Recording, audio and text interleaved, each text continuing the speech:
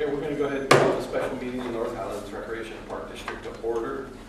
First item on the agenda is comments, reports from citizens, organizations, and since there's no one here, we'll go ahead and move right along. So we're going to take item 3B out of order right now, Elverta Park Project Silverado Homes presentation or discussion. We're going to talk about that. You're Brought some boards and pictures to look at these. We have remember these from the last time. Oh, yeah.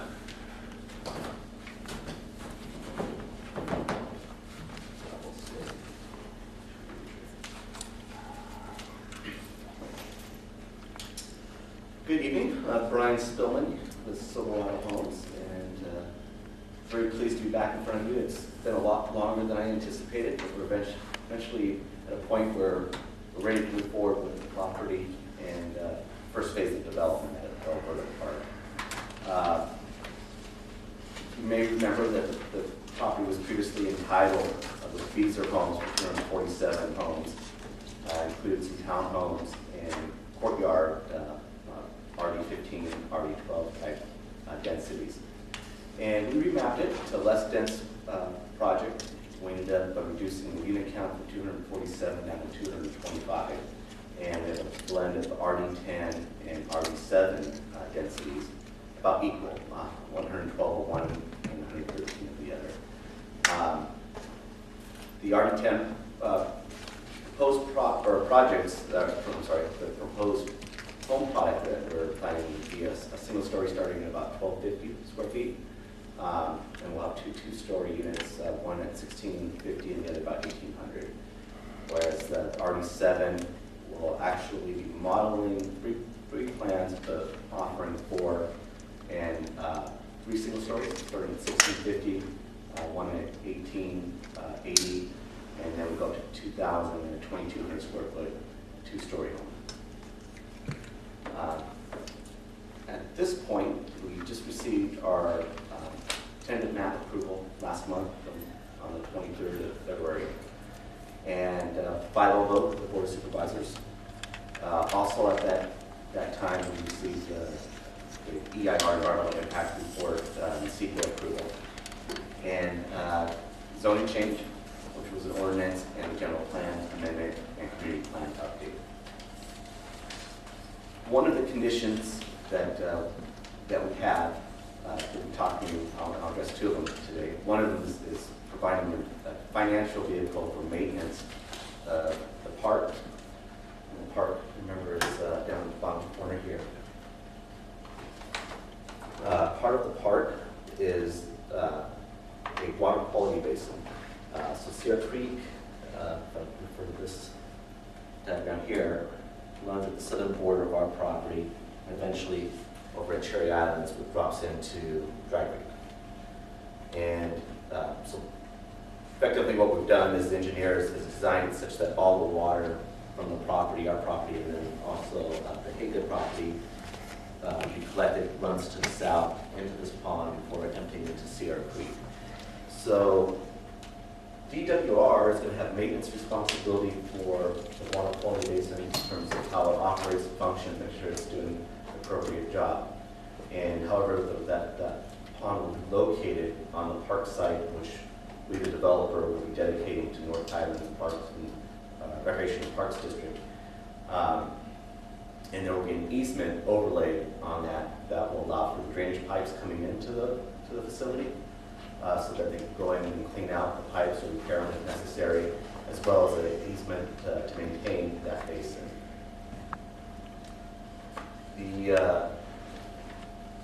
As I mentioned, as far as the landscape maintenance portion of that, we will be creating, and we'll hear this momentarily on later in the other item this evening, a maintenance community facilities district, and within that budget, the maintenance budget, this includes all the maintenance of the park and the lettered lots, landscape corridors, excluding these here. These will be the property owner's maintenance responsibility. But effectively, otherwise, the entire green area on Elverta Road and down what used to be A Street on the tentative map, it's now on the improvement plans as North Star Avenue. And this reverse frontage area here on Scotland. For us to get the map approved, our final map approved, and to be able to go forward with improvement plans, the condition is that the CFD is actually formed and in place and ready to go.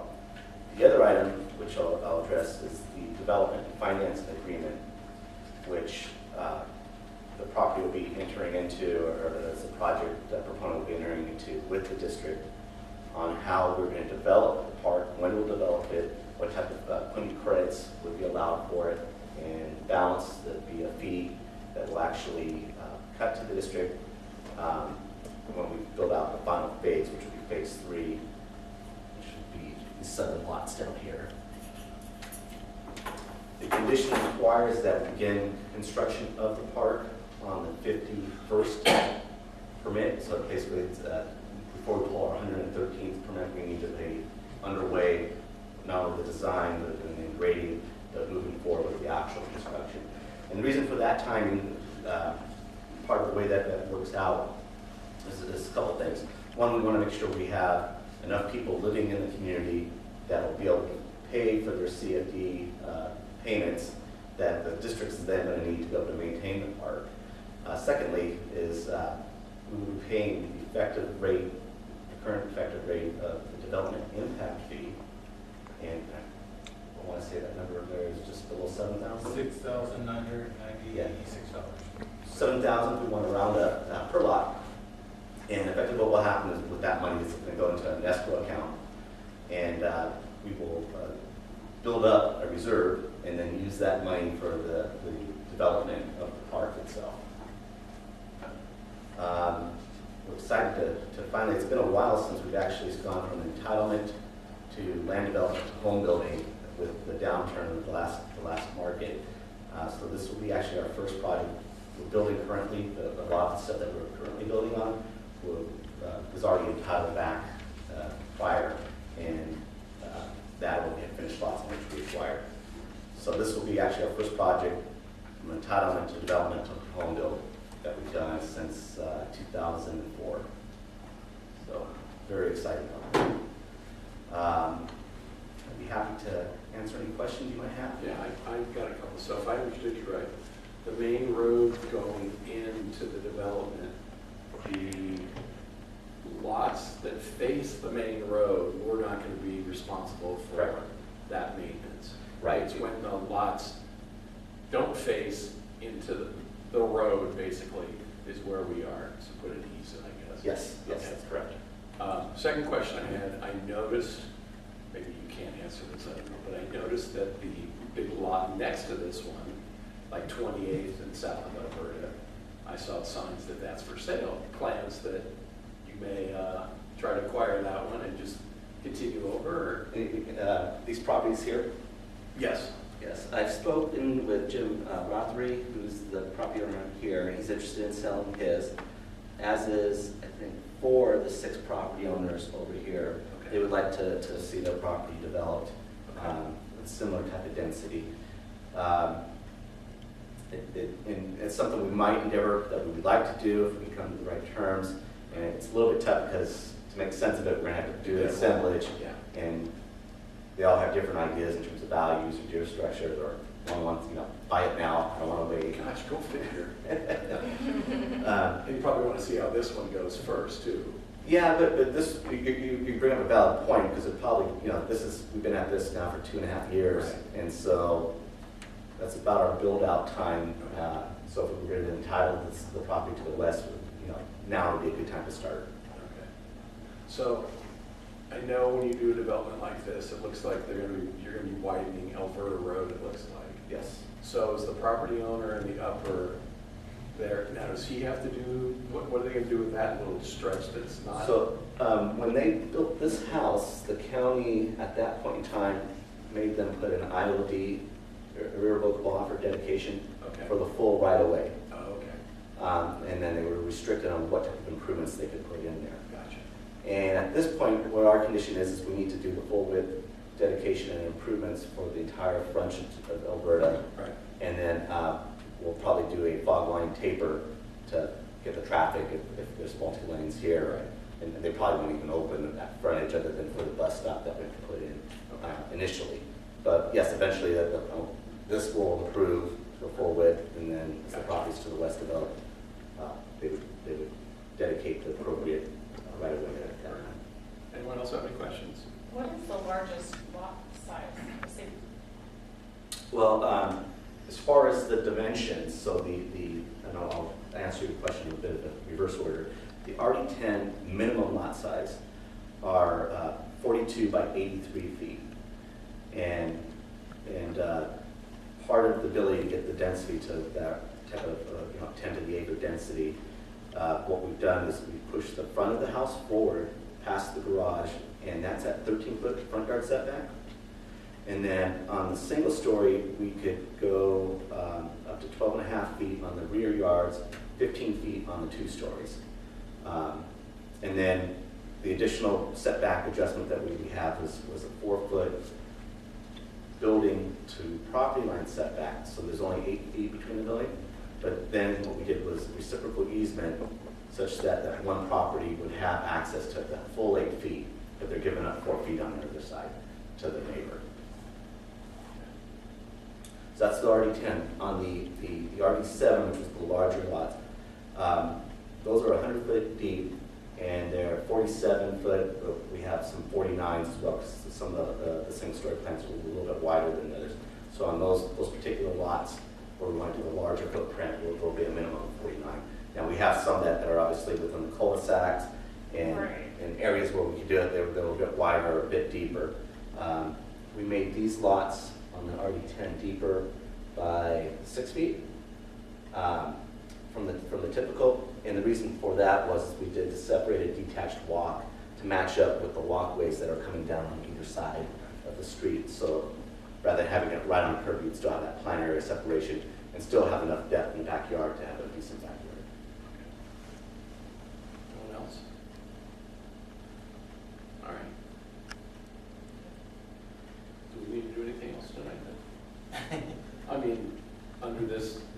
No, you're going to come back Agenda. and approve the. Right, but under the agenda. No, this was just intended to have Brian kind of bring you up to date, because we've been bringing pieces of this to you over the last couple of years. We just wanted to kind of give you the big picture look at it. Okay. So we'll go ahead and move back to item 3A, Elverta Park SCI presentation. I believe that's the end. That's right, I go behind there. I know. I can see over. Hi, good afternoon. Apologize for being late. Some unexpected traffic hit, and thankfully I left 30 minutes early to get here 5 minutes late. So, in my hand right here, I have a map that I'm going to pass over to Larry. This will need to be signed by the secretary of the board, and then submitted to the county within the next 2 weeks. Yeah, 15 days, right? 15 days, right? So. I was wondering where that map was. I was talking to Sarah, right? I couldn't find the map. Nope, because I brought it to you. It has to be a certain dimension, certain things. Actually, they had to reprint it because they trimmed it a little tight. So no, the county won't like that. So This is wrong. You're welcome. Yeah, Jerry's little. Yeah, this is, we just realized this is wrong at the bottom. Diane's the vice chair, not Mike. It even has Greg Larkins still on it. Yeah. I don't know where you got this old. Well, there was a revised one that came out. Yeah, So who is the secretary of this? I think it's me. I think Sarah. Sarah. Sarah is? Okay. Yeah, this one. Sorry. There was a revised one she sent out. I'm sorry, I'm just trying to figure out who's supposed to sign this. Yeah, no worries. So my name's Leah McCabe. I was here giving an overview to you all about a year and a half. So this project, as Brian said, it's been a long time coming. And I would like to thank Larry and Brian and everyone else at the district who's helped get this together. We've had a little bit of ups and downs, and then within the last month or two, it was just, go, go, go. And so we were able to get everything together, and it's worked out actually rather smoothly. So what you have in front of you today is the resolution of intention. This is the resolution that gets the CFD proceedings started. We found out that a few years ago, the district had already adopted local goals and policies for CFDs, and those were sufficient enough for the CFD that we are forming. So as I said, this is the first step. And what we've done is right now you are going to be approving the rate and method of apportionment, which we found out comes to the maximum special tax that will be on any of these homes is $465.54. Now, that is the maximum, so as Brian said, they'll be building in phases.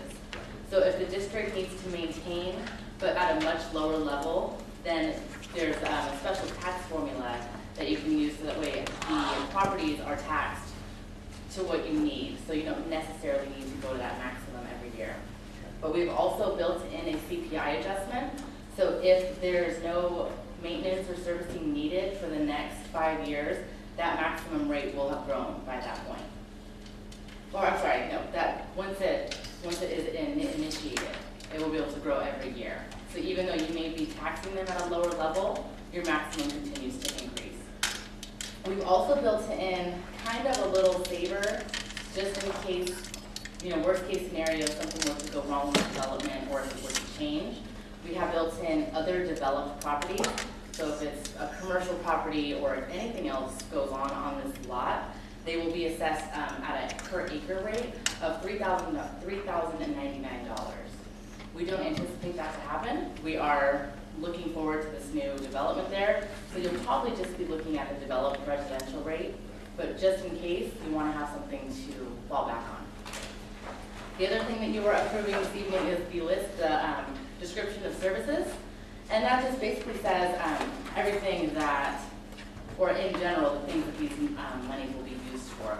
Landscape and landscape maintenance, corridors, park maintenance, and replacement funds for equipment as well. And we've also built in, you are taking care of all line items that will be associated with this. So this park should pay for itself through the CFD. And also the services that we're providing to help get this formed can also be reimbursed from CFD proceeds once it gets to that point. So that's pretty good news for the district. Right now, what we're looking at is we're here tonight to get this resolution of intention passed. The map will be filed with the county, and then I will be back here in May, and we'll have a public hearing. And there's normally no questions from the public, but there may be. And we'll allow for that part. And then we will also have 3 resolutions on that night. It sounds like a lot, but I guarantee it will go really smoothly. We'll form the CFD. We will call for a special election, and there will be 1 ballot. We will open that ballot in front of the vast public that will be here and tally our votes. And then that's it. We get it signed. There's a notice. There'll be an ordinance also that needs to be read. And then at your next board meeting, you'll have the second and final reading of that ordinance, and also the notice of special tax lien will be filed with the county. So that way, whoever buys land within the CFD boundaries will be notified of the CFD tax on their properties. So with that, I also want to thank you guys for holding this special meeting. I know it got a little crazy with the timeline for a little bit, but we really appreciate it. So if you guys have any questions. So the public hearing, which I've been through it a couple times, where do we advertise that? Do we have to post something up near the property then? No, it doesn't need to be near the property, but it does need to be published in a newspaper. Okay. And it has to be 10 days before that public hearing, so I'll be handling that. We'll have a notice written up. It'll get approved by Larry and him. In the Daily Recorder, or is it? Whatever the local one is, so if it's the Daily It's a Recorder, Daily Recorder. if it's the most Is read. it still there? Yeah, I think so. It's just a bunch of attorneys read, but that's published. Yeah, that's better. It's much better going through a Right. small local one than going through the No, Secretary okay. of Beat. Yeah, that's fine. Quite crazy. That's all I had. Anybody else? Come on, Sarah, you always have something. Oh, you're good, huh? Okay, thank you. Yeah, you're welcome. So now we can go and approve a bunch of stuff. You want to add anything, Larry, or we just? No, everybody's doing just great. Okay. So, we're going to move on to, well, actually, item 4A. We kind of just discussed that, I think, unless there's something else we need to discuss. Preliminary public hearing report. I mean, you kind of explained how that's going to work. Right, so, the public hearing report is pretty much everything I just explained Right. in a nice report. So, Okay. yeah. All right. So then we're going to move on to item 4B, description of services to be financed by the CFD. And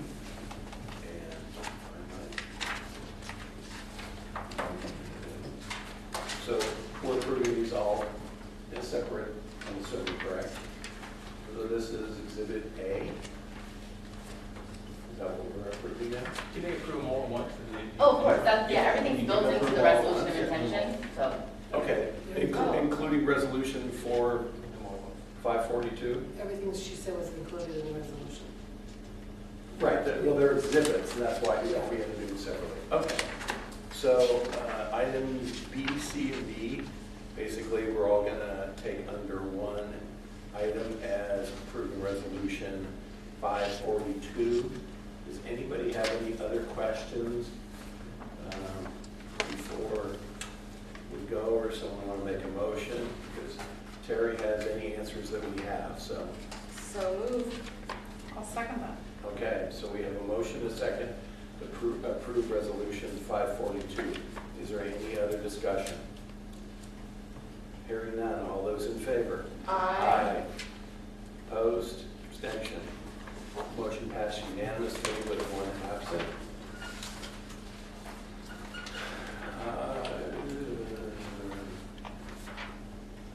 Okay, so item 4E, North Highlands Recreation Park District Park Improvement Dedication Agreement.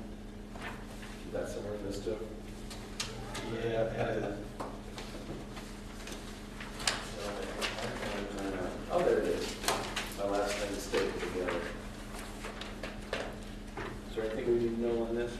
Or is it pretty much we've already gone over? Pretty much on what Brian went over earlier. Yeah, that's what I thought.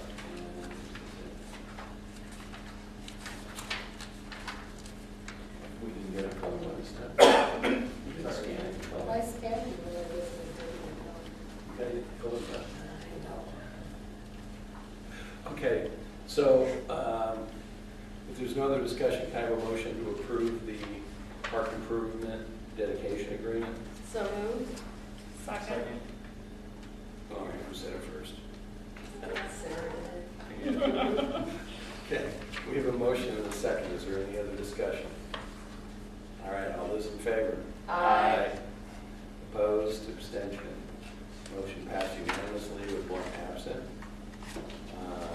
Thank you both for coming this evening. We actually have a closed session item since we're already meeting, so we added something to our agenda. So at this point, the next meeting of the Board of Directors will be on April 14th, 6:30 PM, North Highlands Rec Center. This meeting is in recess.